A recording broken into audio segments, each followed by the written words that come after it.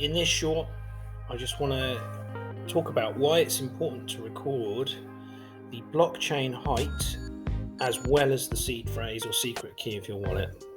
Why is that? Well, simply put, if ever you need to restore your wallet, yes, you will need the seed phrase, but if you don't know the blockchain height, it will scan the entire blockchain. Whereas if you know the blockchain height of your wallet at that point in time, it will start the scan from there, and it should be much quicker to restore your wallet.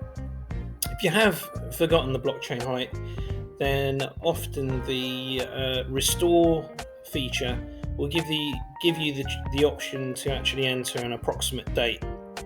If you aim for just slightly before when you created the wallet, that's another option as well, if ever you do need to restore your wallet.